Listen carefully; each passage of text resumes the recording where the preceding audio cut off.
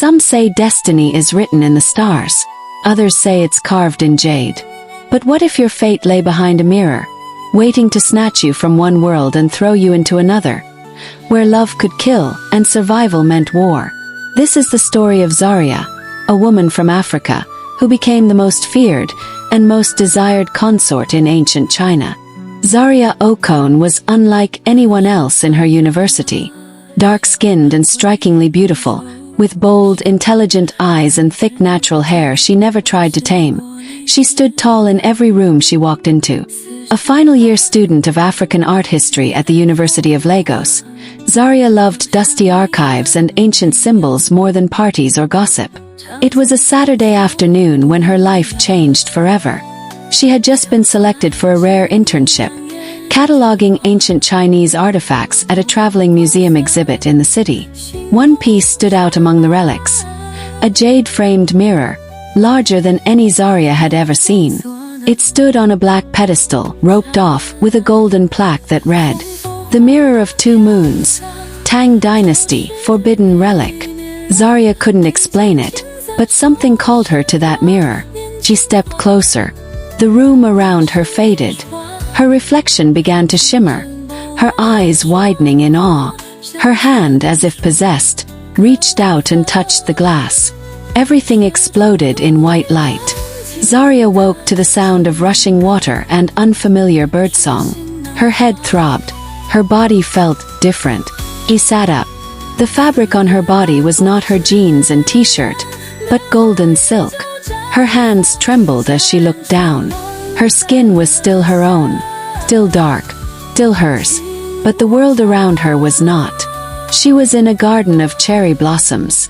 The air was heavy with incense. A red pagoda stood in the distance, and approaching her were women, dozens of them, dressed in flowing robes, whispering behind fans. Their stares were sharp, disgusted, intrigued. "Who is she?" one muttered in Mandarin. "She's too dark," another sneered. A voice boomed behind her. "Take the new consort to the cleansing chamber." Hands grabbed Zaria. She tried to fight, but her limbs were weak. Her screams went unheard, her questions ignored. In this strange world, her voice had no power. Not yet. Later that night, Zaria stood in a throne room, now dressed in delicate robes of gold and crimson. Her hair had been twisted into an elaborate bun, and gold chains dripped from her ears. She was brought before Emperor Li Shentao, ruler of the Tang Empire, just 32 years old. He was tall and regal, with sharp cheekbones, porcelain skin, and dark, unreadable eyes. A golden dragon coiled across his robe, and his presence made the room fall silent. His gaze landed on her, and for the first time he frowned. "Who brought this foreigner to my palace?" he demanded coldly. The eunuch bowed. "Your Majesty." It was the command of the oracle. She appeared by the sacred mirror of two moons. Whispers spread across the court. "Impossible! A trick! She's a demon!" But the emperor did not look away. He stepped forward, eyeing her deeply. Zaria held her ground, even though her knees trembled. "What is your name?" he asked in perfect Mandarin. Zaria blinked. She understood him. Somehow she knew what he was saying. And more strangely, she could speak back. "Zaria," she whispered. "Zaria Okon." The emperor tilted his head. "Zaria, you are not of this land." "I didn't choose to be here," she said, her voice cracking. "I touched a mirror and woke up here." A silence fell. Li Shentao turned to his ministers. "Until the heavens speak further, she shall be placed under my protection in the West Wing." Gasps echoed. The West Wing was for favored consorts, not foreigners. Zaria's fate was sealed. That night, Zaria was escorted to a private room overlooking the royal gardens. Though beautiful, it felt like a golden cage. Her handmaidens treated her with disgust, except one, a timid girl named Mei Lin, who whispered in broken English. "They call you demon," Mei Lin said softly. "But I think you are brave." Zaria smiled faintly. "I'm not brave. I'm just trying not to cry." Outside her room, other consorts watched. One in particular stood out. Consort Linyu, the most favored woman in the palace. Pale, elegant, and dangerous, she stared at Zaria like a snake watching its prey. "She will not last a moon," Linyu hissed. "The Emperor will tire of her. Or I'll make sure he does." Days passed. Zaria was summoned to the Emperor's chambers again, this time in private. She knelt stiffly, refusing to show fear. Li Shentao studied her with calm detachment. "I've received reports," he said. "You've refused to learn court customs. You ask strange questions. You even challenged the etiquette teacher." Zaria's eyes flashed. "She slapped me for not bowing low enough. I'm not here to be abused." A flicker of amusement crossed his face. "You are the first to speak to me with such fire," he murmured. Zaria stared. "Why am I here, Your Majesty?" He stood slowly, his robe trailing like smoke. "The mirror only appears for those chosen by the heavens. That makes you special, dangerous, or both." He leaned closer. "Earn your place, or lose your head." Zaria's heart pounded. This world didn't want her, but she would survive it, even if she had to make every silk-wrapped snake in the palace regret underestimating her. She came from a world of freedom, into a kingdom of rules. In a palace of lies, she must choose, submit, fight, or rise above them all. In the Forbidden Palace, beauty is power, but only the cruel survive.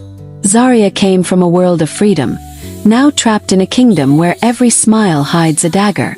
She's no longer just a guest of fate, she's a target. And her trial is about to begin. The sharp clang of the morning gong startled Zaria from her restless sleep. She sat up on the silk mattress, sweat clinging to her skin. Her dreams had been plagued by the jade mirror, its surface rippling like water, whispering her name in languages she didn't know. Outside her chambers, servants rushed like ants. The palace never truly slept. Every moment was watched, every mistake recorded. Her handmaid, Mei Lin, entered hurriedly with a pale expression. "Lady Zaria," she whispered, bowing low.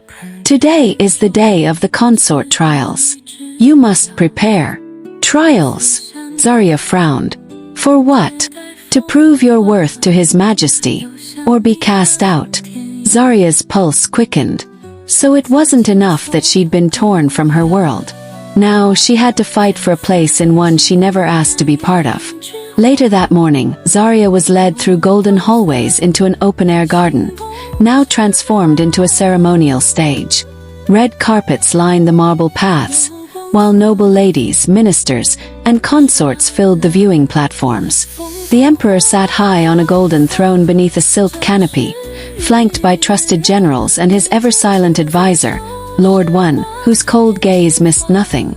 Zaria stood at the center of the arena alongside 5 other consorts, each dressed in shades of white, cream, or gold, all of them delicate, soft-spoken, and cruel behind their pretty faces. And then there was Consort Linyu, the emperor's favorite, and Zaria's greatest enemy. Linyu wore a smug smile and a robe embroidered with phoenixes. "Poor thing," she murmured, walking past Zaria. "Try not to embarrass yourself. They say your kind are more suited for chains than crowns." Zaria narrowed her eyes but said nothing. "Not yet." A court official stepped forward. "The first test is the tea of grace. Each consort must prepare and serve tea to His Majesty. The one who pleases him most shall gain his favor. The one who offends him may be sent to the cold palace." Meilin's words rang in Zaria's mind. Cold palace, where forgotten women go to rot. The others moved gracefully. Years of training, measured steps, perfect posture. Zaria's hands trembled slightly as she reached the preparation table. The tools before her were foreign. Carved teapots, strange leaves, silk cloths, and bowls that resembled no kettle she had ever known. She closed her eyes. "Think, Zaria. Use what you know." She remembered how her grandmother used to brew herbs back in Calabar. Blow, gentle, with intention. Zaria picked up the dried lotus leaves and added a pinch of hibiscus flower, Not part of tradition, but instinct told her it would balance the flavor. By the time she approached the emperor's table, her steps were sure, her gaze steady. She knelt, bowed her head, and poured the tea in silence. The emperor sipped. Long pause. Then he set the cup down slowly, his expression unreadable. Lord Wen leaned in and whispered. The emperor gave a curt nod. Zaria rose, heart pounding. Had she done well? Or sealed her doom? Next came the second trial, embroidery. Test of patience and elegance. Each consort was handed a silk square and golden thread.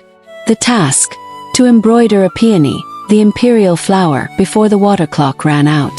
As Zaria focused on stitching, her fingers awkward but determined, she didn't see Lin Yu approaching. Flash of movement, subtle nudge. Zaria's needle slipped. Straight into her palm. Blood welled instantly. She gasped, grabbing a cloth to stop the bleeding. Whispers echoed through the court. She bleeds like a butcher.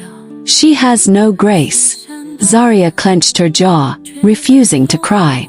Across from her, Lin Yu smiled sweetly, untouched and perfect. Her embroidery was flawless. Zaria knew she'd been set up, but she also knew she couldn't complain. Not in this world. As the trials ended, Zaria stood apart from the others, her embroidery unfinished, her palm still wrapped.